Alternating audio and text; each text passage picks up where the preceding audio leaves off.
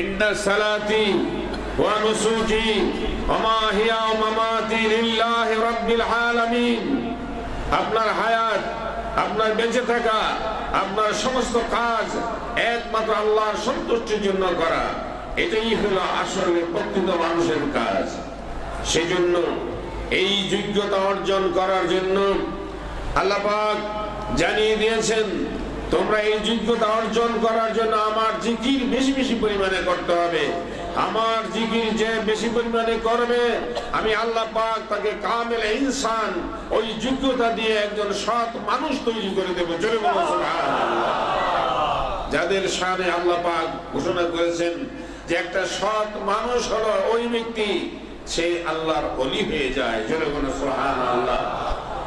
আর আল্লাহর ওলি হওয়ার জন্য আপনার আমার জন্য দরজা খোলা আছে নাকি নাই?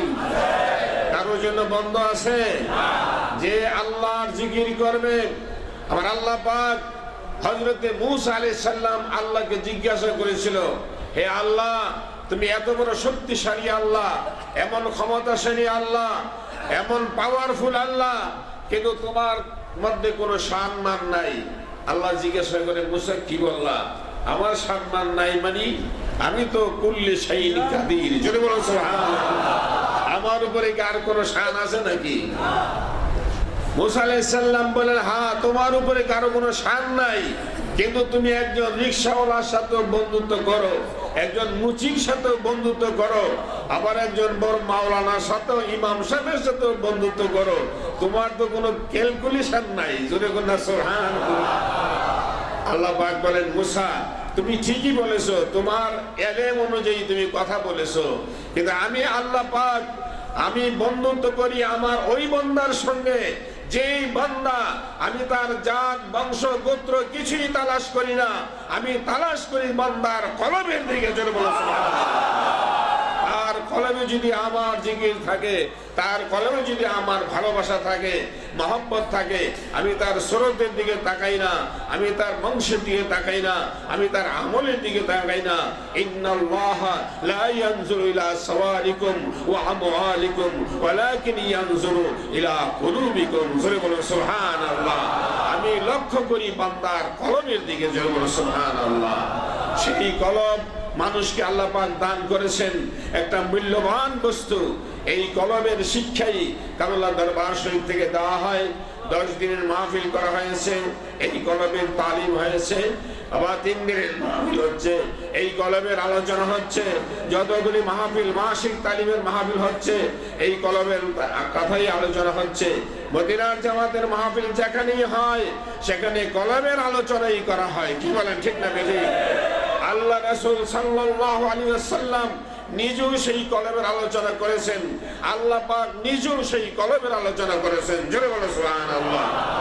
আল্লাহ পাক কলমের আলোচনা করেছেন এমন ভাবে, হে দুনিয়ার মানুষ শুনে রাখো, ইয়াউমা লা ইয়ানফাউ মালু ওয়ালা বানুন ইল্লা মান আতাল্লাহা বিকালবিন সালিম। জোরে বলো সুবহানাল্লাহ। হে পৃথিবীর মানুষ, তোমরা দুনিয়ার জমিনে যত কিছু অর্জন করো, বাড়ি গাড়ি জায়গা জমিন সম্পদ, ব্যবসা বাণিজ্য, মন্ত্রী মিনিস্টার, যত কিছু হও না কেন, কিন্তু মৃত্যুর পরে তোমার এইগুলি একটাও কোনো উপকারে আসবে না। একমাত্র তোমার উপকারী বস্তু হলো ইল্লা মান আতাল্লাহা বিকালবিন সালিম, একটা জাগ্রত কলমই হলো তোমার উপকারী বস্তু। জোরে বলো সুবহানাল্লাহ। সেই জন্য সেই কালবে সালিম অর্জন করার জন্য মদিনার জামাত কাজ করে যাচ্ছে। শুধু আল্লাহ পাক কোরআনেই বলেন নাই, আল্লাহ রাসূল সাল্লাল্লাহু আলাইহি ওয়াসাল্লাম তার পক্ষে ঘোষণা করতে গিয়ে হাদিসে বর্ণনা করেছেন, ইন্না ফিল জাসাদি মুদগাতান ওয়া ইযা সালুহাত সালুহাল জাসাদু কুল্লুহু ওয়া ইযা ফাসাদাত ফাসাদাল জাসাদু কুল্লুহু আলা ওয়াহিয়াল কলব। হে পৃথিবীর মানুষ, জেনে রাখো, তোমার মধ্যে একটা গোশতের টুকরা আছে, এটা পাক হয়ে গেলে তোমার সমস্ত শরীর পাক। এই গাত পাক হয়ে গেলে তোমার সমস্ত আপনার শরীর নাপাক, এই নাপাক শরীরের নামাজ আল্লাহর দরবারে কবুল হয় না। এই জন্য নামাজ পড়তে হলে তোমাকে কালবে সালিমের মালিক হলে এই নামাজ আল্লাহর কাছে তাই কবুল হয়ে যাবে। আজ নামাজ পড়ে মানুষ সুদ খায়, নামাজ পড়ে মানুষ ঘুষ খায়, নামাজ পড়ে মানুষে খারাপ কাজ করে, কিন্তু বলা হয়েছে এই নামাজ তোমাকে খারাপ কাজ থেকে ফিরাইতে পারে না।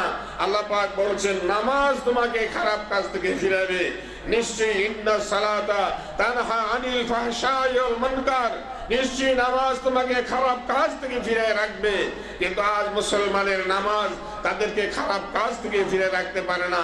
সে গীবত করে, চগলখড়ি করে, পরের হক নষ্ট করে, বিপদ আমার বিভিন্ন রকমের খারাপ কাজের মধ্যে জড়িত থাকে, কারণ তার নামাজ আসলে কবুল হয় না। যদি কবুল হইতো তাহলে সেই কাজ করতে পারে না। সেই জন্য আল্লাহ পাক তার পক্ষে ঘোষণা করে দিয়েছেন যে তোমাদেরকে পবিত্র কলব অর্জন করা দরকার। আর এই জন্য রাসূল সাল্লাল্লাহু আলাইহি ওয়াসাল্লাম বর্ণনা করেছেন যে নামাজ হলো মানুষের খারাপ কাজ থেকে বেঁচে থাকার জন্য, এটা হলো সবচেয়ে বড় মেডিসিন, ঔষধ।